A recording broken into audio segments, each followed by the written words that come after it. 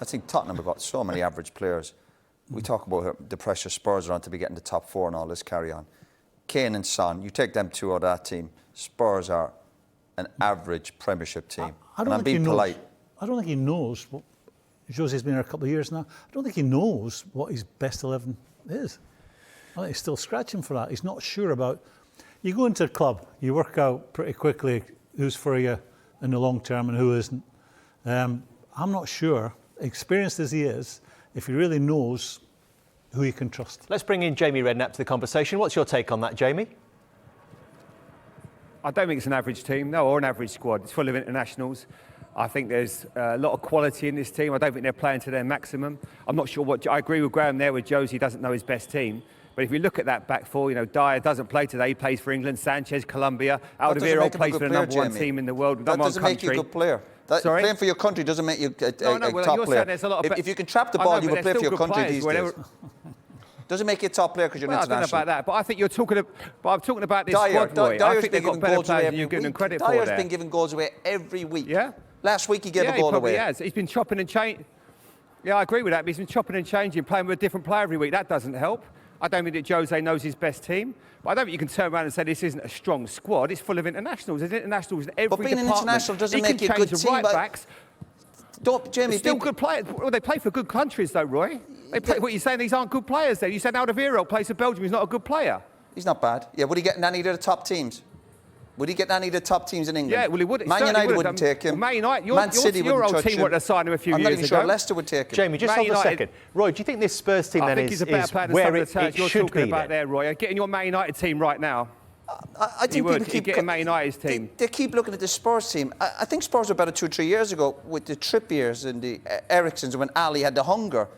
But this Spurs thing, Spurs are good on their day, yeah, like lots of teams. And Jamie makes the point there, going, they've got a lot of international players. If you trap the ball now, you're going to play for your country. Everybody plays for their country. If you don't play for your country now, you are a bad player. Yeah. So that doesn't guarantee anything. That's not what I'm saying, Roy.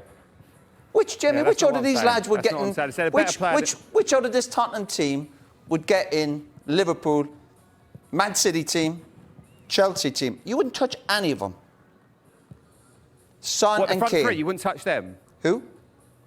Son and Kane. What? Yeah, I take them too. Yeah, I said them too. Outstanding. But the rest of them, you wouldn't touch them. See, I think the bigger picture. You play Alderweireld's a better centre back. He'd get in Man United's team as a centre back right now. I think he would. Yeah. I think the goalkeeper's not good enough. I'll agree with you there. I don't think he does well enough. I think the 2 right backs they've signed. No, I don't trust Aurier and I don't trust Doherty. He hasn't done well enough, but he plays in a back 3. I think the back 4 isn't good enough. But I tell you what, Reguilon is as good a left back as there is in the country. So I think you've got that one wrong. I think he's a class player. That's why Real Madrid let him go. Not got any confidence. Why do you think Real Madrid let him go? You're saying he's not? Does that matter? Oh, because Real Madrid let him go, that doesn't make him a good player. Yeah, but how much did they let him go for? How much did they let him go for? It's not as if they paid 60, 70 million. They might be able to buy him back, actually. So you're saying they bring Doherty in.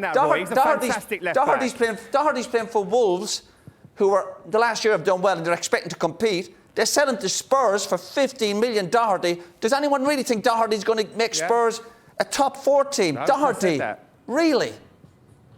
Yeah, I agree with you. But what about the left back then? So you're saying Reguilon's not a good player now? Is that what you're saying? No, he's a good player. You can't have seen a lot of Spurs. He is a good player. No, he's a good player. Just take a breath, Jamie. Very good. Jimmy, what's your take on Spurs, where they are and where they should be? Reguilon, given your perception of the quality of the squad. Is a very good player, and I think the top teams would take him. Real Madrid let him go because they needed to free up money. But they do have a buyback option. And they have a buy-up action. They can buy him back.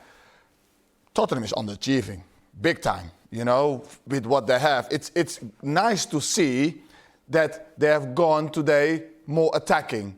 Not have Sissoko in the team to protect the back 4, have Ndombele, and have more in the midfield. Tottenham should do a lot better. And yes, the right back is not good enough. The 2 centre halves are not good enough in my eyes.